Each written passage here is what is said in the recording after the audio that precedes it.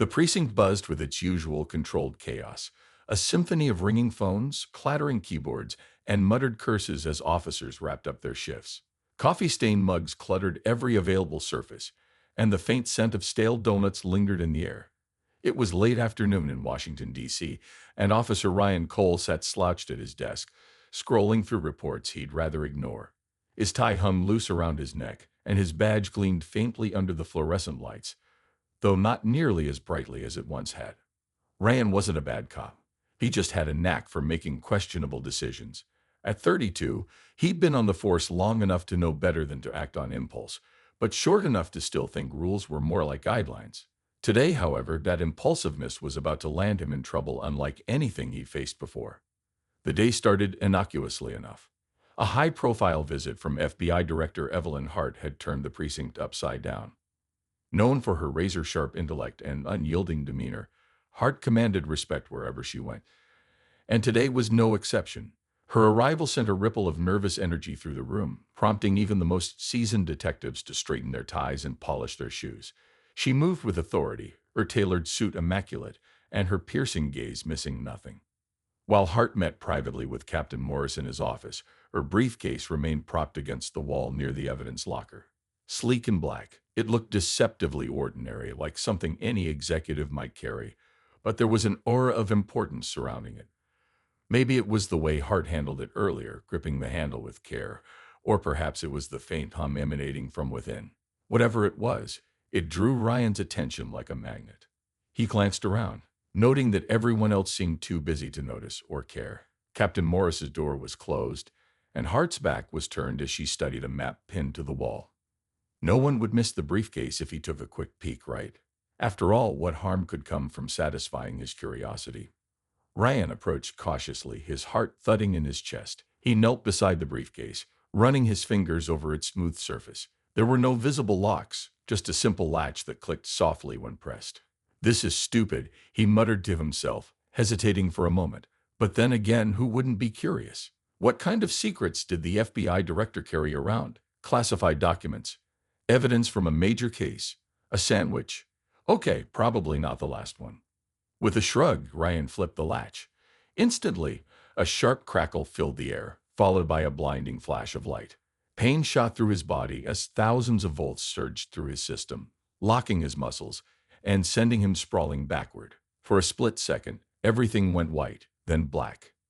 When Ryan came to, he found himself sprawled on the floor, surrounded by concerned colleagues. Someone slapped his cheek lightly, trying to rouse him fully. "Cole, you okay, man?" "Wha?" Ryan croaked, blinking blearily. His limbs felt like jelly, and his head throbbed painfully. Above him loomed several faces, including Captain Morris's stern expression, and oh no, Director Hart's icy glare. "What the hell were you thinking?" Hart snapped, her voice cutting through the murmurs of the crowd. She crouched beside him, inspecting the now-closed briefcase. "Do you have any idea what you've done?" Ryan stammered, struggling to sit up. His pride hurt almost as much as his body. I didn't know." "You didn't know," Hart repeated incredulously, her tone dripping with disdain. "Let me spell it out for you, Officer Cole. That briefcase contains classified information critical to national security. Tampering with it triggers a failsafe designed to protect its contents, and anyone foolish enough to interfere." Ryan winced, both from her words and the lingering tingles coursing through his nerves. Around him, whispers spread like wildfire. Some laughed nervously, others shook their heads in disbelief. One officer muttered loud enough for everyone to hear, "Only Ryan would get zapped by a briefcase." Hart ignored the chatter, focusing instead on damage control. "Captain Morris," she said sharply, turning to the precinct leader. "We need to discuss this immediately. This isn't just a breach of protocol. It's a potential threat to ongoing operations." Morris nodded grimly, gesturing for Ryan to follow them into his office. As they walked, Ryan caught snippets of conversation behind him. Some joked about naming the incident Briefcasegate, while others speculated about how severe his punishment would be. None of it made him feel better. Inside the captain's office, Hart wasted no time laying into Ryan. "Opening my briefcase without authorization is grounds for federal charges. You've jeopardized months of work and put countless lives at risk. Do you understand the gravity of your actions?" Ryan swallowed hard, nodding miserably. Yes, ma'am, I'm sorry. I didn't mean to cause trouble. I was just curious. Curiosity doesn't cut it, Hart retorted. This isn't some TV show where mistakes are brushed off with a laugh. Real consequences exist here, Officer Cole, and you're staring down the barrel of them. As Hart outlined the severity of the situation, including the possibility of criminal charges, Ryan realized he dug himself into a hole deeper than he'd imagined. The briefcase wasn't just a container.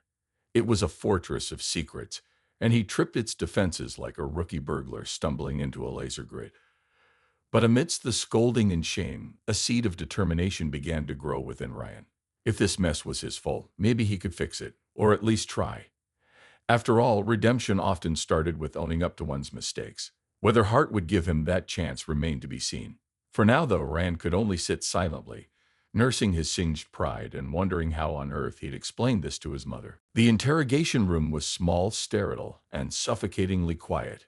Everything Ryan hated about formal proceedings. Fluorescent lights buzzed overhead, casting harsh shadows across the metal table that separated him from Director Evelyn Hart. His hands were clasped tightly in front of him, knuckles white from gripping them too hard. He'd never felt so powerless or so humiliated. Director Hart sat across from him, her posture rigid and unyielding. She wore an expression that could freeze molten steel, her sharp eyes boring into him like drills. Beside her stood Captain Morris, who looked equally displeased but slightly less intimidating. Still, the weight of their combined disapproval pressed down on Ryan like a lead blanket. Let's start with the basics, Hart began, her voice clipped and cold. Why did you open my briefcase? Ryan hesitated, searching for the right words. I don't know. Curiosity, I guess. It just seemed weird that you left it sitting there.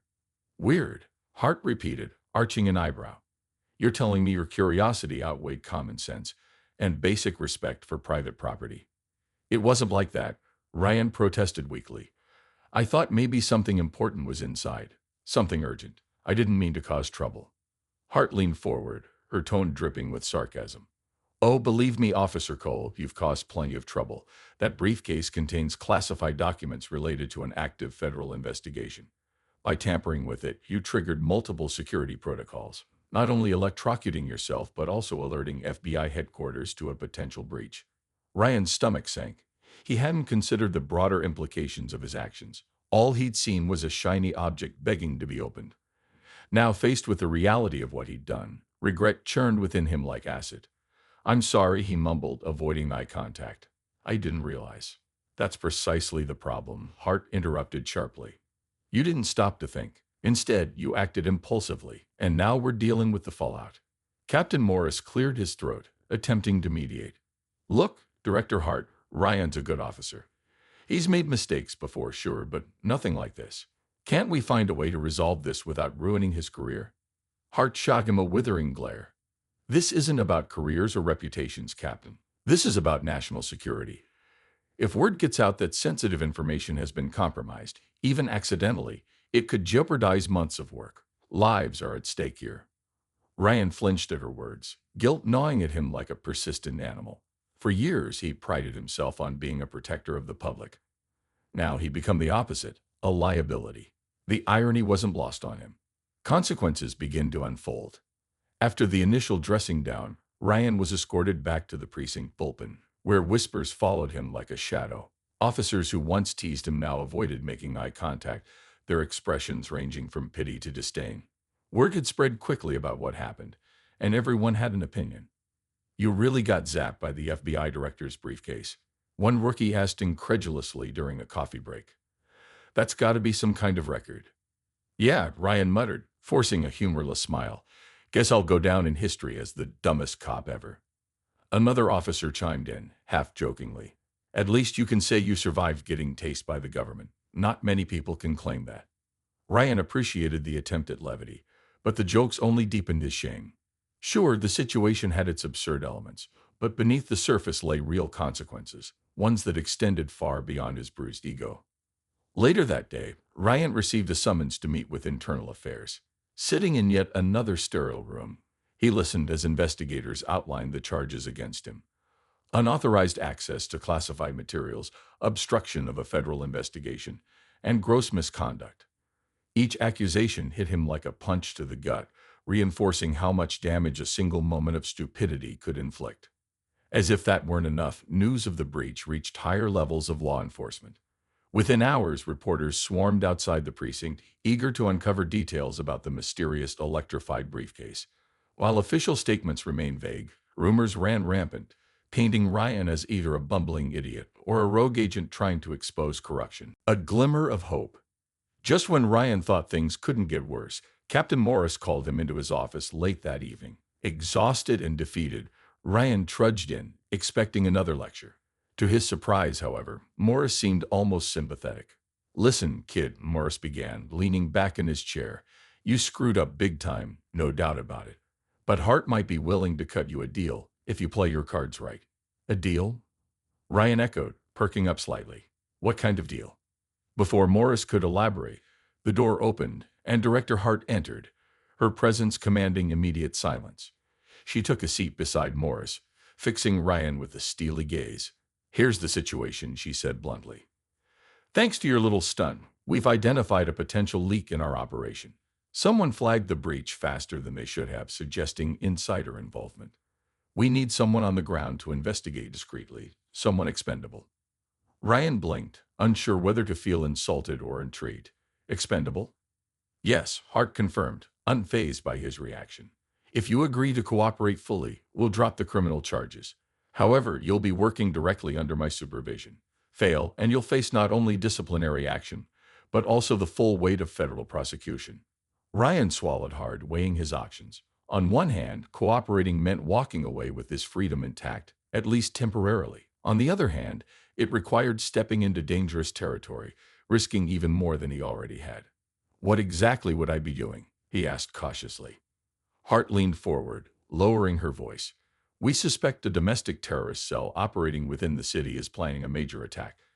Your job will be to infiltrate them, gather intel, and help us neutralize the threat.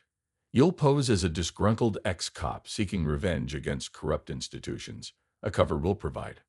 Ryan's mind raced. Undercover work was risky business, especially for someone with his track record. But staying idle while others cleaned up his mess felt equally unbearable. "I'll do it," he said finally, surprising even himself with his conviction. Hart studied him for a moment, then nodded curtly. "Good, don't make me regret this decision, Cole." Preparation begins. Over the next few days, Ryan underwent intensive training to prepare for his new role. Agents drilled him on protocol, taught him how to blend in with criminals, and equipped him with gadgets designed to aid his mission. They also provided a backstory complete with forged documents, fake scars, and a fabricated rap sheet detailing fictional run-ins with authority figures. Despite the whirlwind of activity, Ryan couldn't shake the lingering fear that he was in over his head. Every time he glanced in the mirror, he saw not a seasoned undercover operative, but a screw-up trying to redeem himself. Would he rise to the occasion, or fail spectacularly? One evening, as he reviewed his notes alone in a dimly lit safe house, Ryan allowed himself a rare moment of introspection. He realized that this wasn't just about fixing his mistake. It was about proving, to himself and others, that he was capable of more than impulsive decisions and reckless behavior. With renewed determination, Ryan vowed to see the mission through, no matter the cost. After all, redemption often came at a price.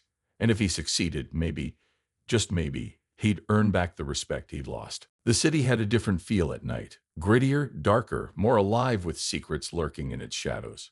Neon lights flickered over rain-slicked streets, reflecting off puddles like fractured rainbows.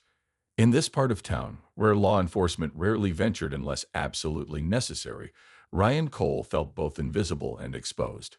His training had prepared him for what lay ahead, or so he hoped, but nothing could fully replicate the suffocating weight of stepping into enemy territory alone. Ryan adjusted the collar of his leather jacket, a deliberate choice meant to project an air of rebellion rather than authority. Gone were the days of crisp uniforms and polished badges. Now he was just another face in the crowd, blending into the underbelly of society. He glanced at the burner phone tucked into his pocket, a lifeline to the FBI agents monitoring his every move, and took a steadying breath. Tonight marked the beginning of his mission, gaining access to a suspected terrorist cell operating out of an abandoned warehouse on the outskirts of the city. According to intel, the group called themselves the Vanguard, a loosely organized network of anarchists and extremists bent on dismantling what they saw as corrupt institutions. Their rhetoric appealed to disenfranchised individuals who felt betrayed by the system. People like Ryan's fabricated persona. As he approached the dimly lit entrance, Ryan reminded himself of his cover story, disgruntled ex-cop seeking revenge against the powers that be. It wasn't entirely fiction. He'd drawn inspiration from his own frustrations with bureaucracy and injustice, but maintaining the lie required constant vigilance. One slip-up, one wrong word, and everything would unravel. First contact. Inside the warehouse, the air was thick with cigarette smoke and the low hum of conversation. A makeshift bar stood against one wall, stocked with cheap liquor and energy drinks. Scattered groups of men and women huddled together, their faces illuminated by the glow of handheld devices displaying encrypted messages and propaganda videos. The atmosphere buzzed with paranoia and purpose, a volatile mix that made Ryan's skin crawl. He spotted his target almost immediately, Marcus Kane, the de facto leader of the Vanguard. Tall and wiry, with a jagged scar running down his cheek, Kane exuded charisma and danger in equal measure. He held court near the center of the room, surrounded by loyal followers who hung on his every word. Ryan approached cautiously, feigning nonchalance as he sidled up to the bar.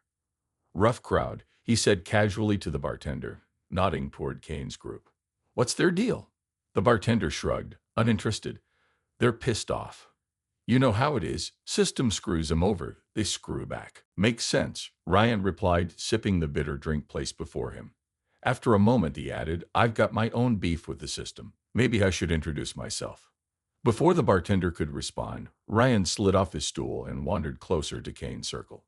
As he drew nearer, he caught snippets of their discussion, talk of sending a message and hitting them where it hurts.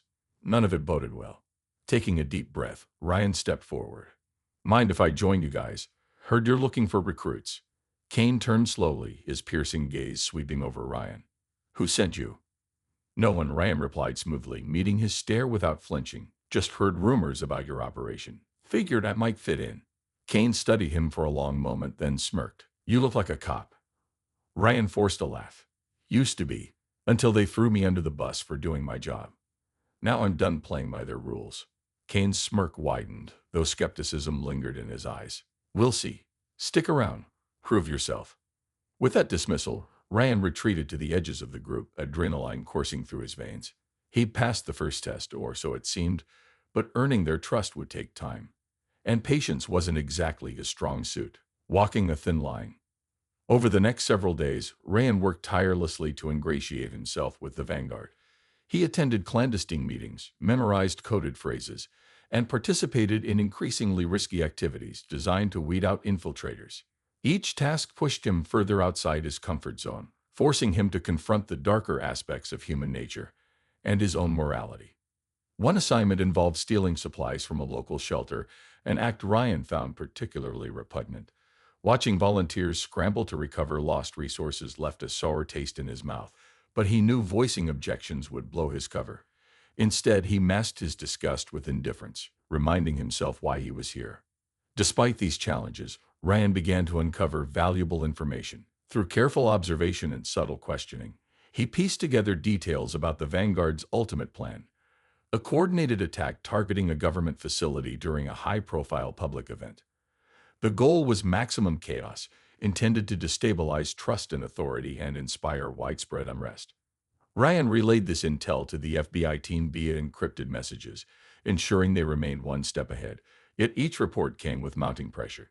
Time was running out, and the stakes grew higher with every passing day. Moral crossroads. As Ryan delved deeper into the Vanguard's operations, he found himself grappling with conflicting emotions. On one hand, he understood their grievances. Corruption, inequality, systemic failures plagued society. But their methods, violence, destruction, disregard for innocent lives, were indefensible. One evening, after narrowly escaping detection during a supply raid, Ryan sat alone in his dingy apartment, staring blankly at the wall. His reflection in the mirror across the room looked foreign, haunted by shadows he couldn't shake. Was he becoming the very thing he sought to dismantle, or was this merely the cost of redemption? His thoughts were interrupted by a knock at the door. Opening it cautiously, he found Agent Laura Hayes, one of the FBI operatives assigned to monitor his progress. She stepped inside, her expression serious. "We need to talk," she said, closing the door behind her. There's been a development. Ryan tensed. What kind of development? Hayes hesitated, then lowered her voice. We've identified a potential leak within our ranks. Someone flagged your reports faster than they should have, suggesting insider involvement. Ryan's blood ran cold. You think there's a mole? It's possible, Hayes admitted grimly. Which means we can't trust anyone, not even those overseeing your mission. The implications hit Ryan like a freight train. If a mole existed, his life and the success of the operation depended on navigating not only the Vanguard's suspicions but also internal betrayal. Trust, already fragile, now felt non-existent. Determined resolve. Despite the mounting complications, Ryan refused to back down.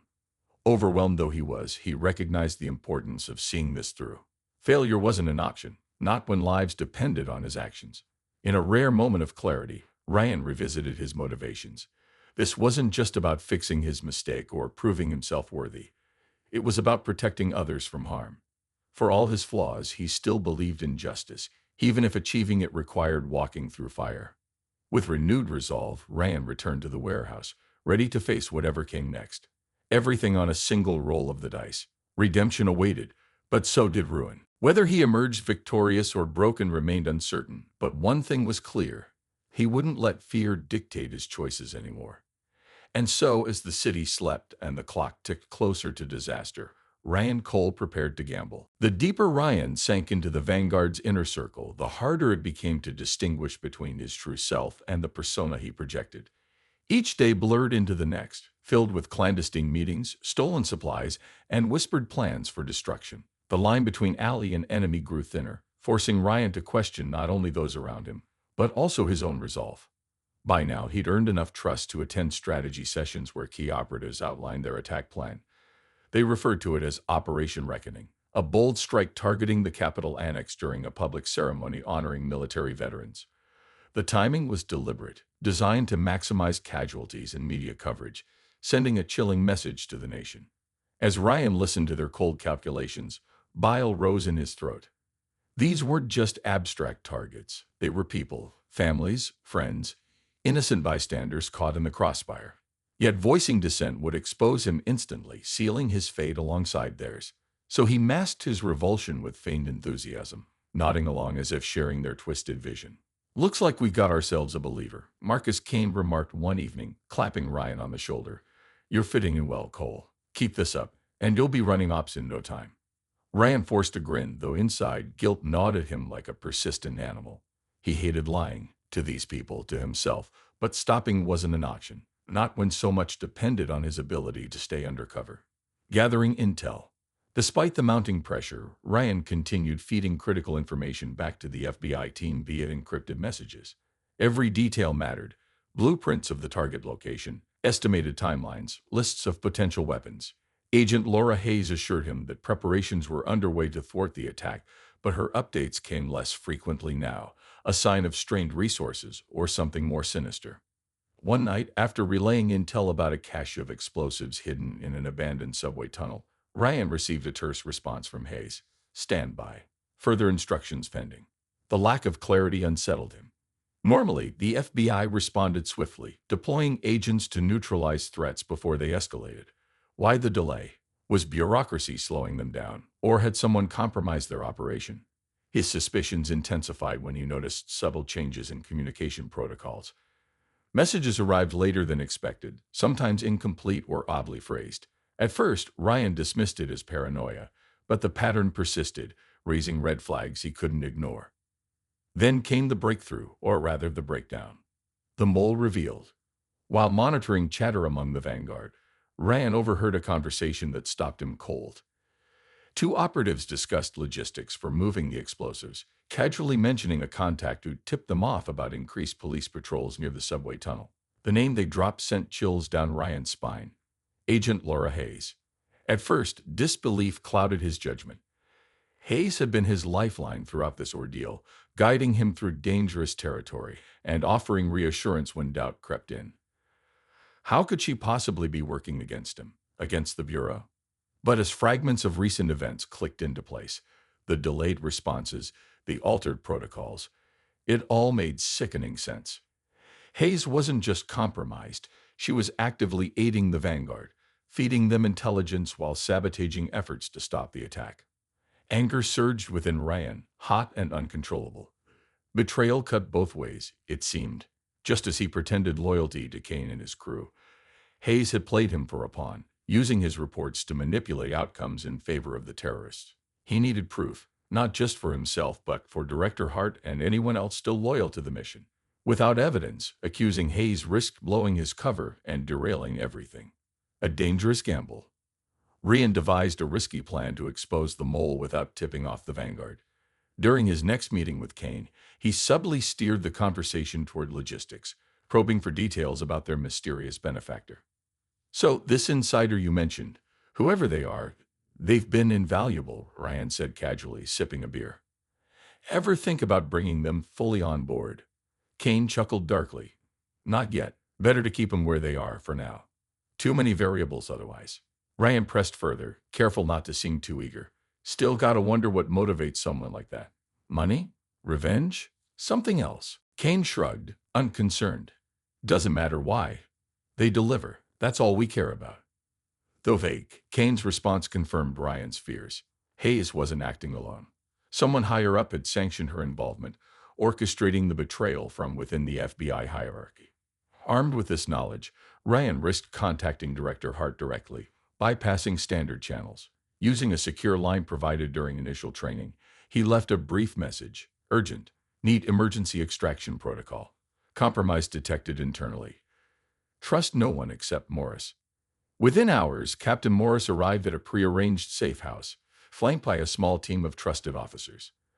Their expressions were grim as they ushered Ryan inside. "You sure about this?" Morris asked quietly, closing the door behind them. Ryan nodded, his jaw tight. "Positive. If we don't act fast, Operation Reckoning will succeed. And Hayes isn't the only traitor." Race against time. With Morris coordinating efforts, Ryan worked tirelessly to gather concrete evidence implicating Hayes and her co-conspirators.